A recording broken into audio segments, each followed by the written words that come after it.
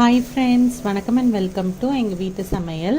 நம்ம இன்றைக்கி வந்து நல்ல சுவையான சாஃப்டான ஸ்பாஞ்சி கோகனட் தோசை செய்ய போகிறோம். இதில் நம்ம வந்து ஈஸ்டோ ஈனோவோ சோடாவோ எதுவுமே சேர்க்கவே இல்லை. ரொம்ப ஈஸியான பிரேக்ஃபாஸ்ட் ரெசிபி தான் இது. வாங்க எப்படி பண்ணலான்னு பார்ப்போம்.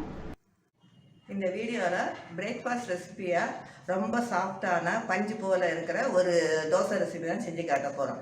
அதாவது கோகனட் தோசை. இன்னொரு பேர் வந்து உங்களுக்கு தேங்காய் தோசை. இது வந்து ரொம்ப நேரத்துக்கு சாஃப்டாகவே இருக்கிறதுனால நம்ம கிட்ஸுக்கு லஞ்ச் பாக்ஸ் ரெசிபியாக கூட நீங்கள் செஞ்சு கொடுக்கலாம். வாங்க எப்படி செய்வோம்னு பார்ப்போம்.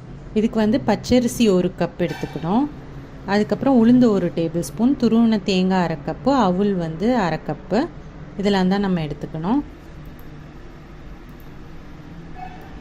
இப்போ வந்து நம்ம அரிசியையும் உளுந்தையும் நல்லா கழுவிட்டு நம்ம வந்து 4லேருந்து 5 மணி நேரம் போல் ஊற வைக்கணும். அதே மாதிரி அவுல் மெலிச அவுலாக இருந்ததுன்னா 5 நிமிஷம் போதும். கட்டியான அவுலாக இருந்ததுன்னா இன்னும் கொஞ்சம் கூடுதல் நேரம் நீங்கள் அதை வந்து ஊற வச்சுக்கோங்க. அரிசியையும் உளுந்தையும் மிக்சியில் போட்டு நீங்கள் வந்து ஃபஸ்ட்டு அரைச்சிக்கோங்க. நாங்கள் கொஞ்சமாக பண்ணுறனால மிக்சிலேயே அரைக்கிறோம். நீங்கள் நிறையா குவான்டிட்டி போட்டிங்கன்னா நீங்கள் வந்து கிரைண்டரில் அரைச்சிக்கலாம். இதை வந்து நல்லா வழுவழுப்பாக இந்த மாதிரி நீங்கள் அரைச்சிக்கோங்க. அரைச்சிட்டு இதை வந்து ஒரு பவுலில் சேர்த்துக்கோங்க.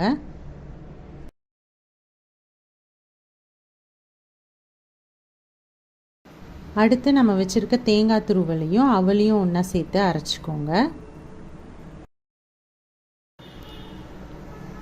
தண்ணி விட்டு நல்லா நைஸாக அரைச்ச பிறகு இதையும் அந்த மாவோடு சேர்த்துக்கோங்க.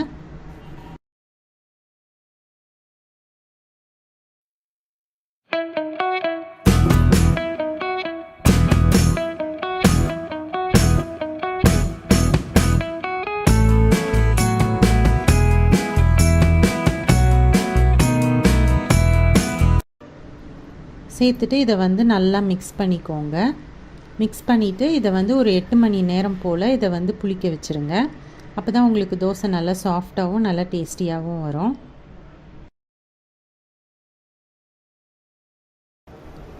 இப்போ வந்து நம்ம மாவு வந்து நல்லா புளிச்சிருச்சு பாருங்கள்.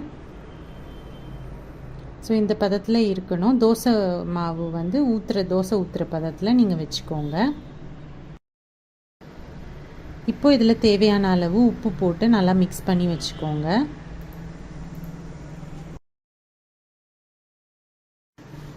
இப்போ வந்து தோசைக்கல் நல்லா சூடான பிறகு கொஞ்சமாக தண்ணி தெளித்து இந்த மாதிரி தொடச்சிக்கோங்க. அதுக்கப்புறம் நம்ம வச்சுருக்க மாவுலேருந்து ஒரு குழிக்கரண்டி எடுத்து அதை வந்து பரத்தாமல் இந்த மாதிரி ஊற்றிக்கோங்க.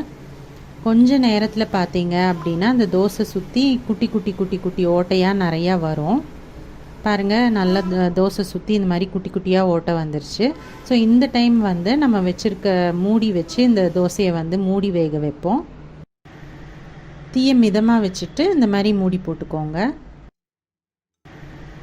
தீயை மிதமாக வச்சுட்டு இந்த மாதிரி மூடி போட்டுக்கோங்க. இந்த தோசையை வந்து திருப்பி போடணும் அப்படின்ற அவசியம் கிடையாது. இந்த தோசையை வெந்தோன்னே நம்ம எடுத்துடலாம். இது வந்து ரொம்ப டேஸ்டியாக சாஃப்டாக ரொம்ப சுவையாக இருக்கும். ஸோ இதுக்கு வந்து தேங்காய் சட்னியோ இல்லை கார சட்னியோ நம்ம தொட்டு சாப்பிட்லாம். பஞ்சு போல் சாஃப்டான தோசை வந்து உங்களுக்கு ரெடியாக இருக்கும். ஸோ இந்த ரெசிபி உங்களுக்கு பிடிச்சிருந்ததுன்னா லைக் பண்ணுங்கள், ஷேர் பண்ணுங்கள், சப்ஸ்கிரைப் பண்ணுங்கள். மறக்காமல் பெல் பட்டனையும் டேப் பண்ணுங்கள். அப்போ தான் எங்களோட ரெகுலர் அப்டேட்ஸ் உங்களுக்கு வந்து சேரும். தேங்க்யூ.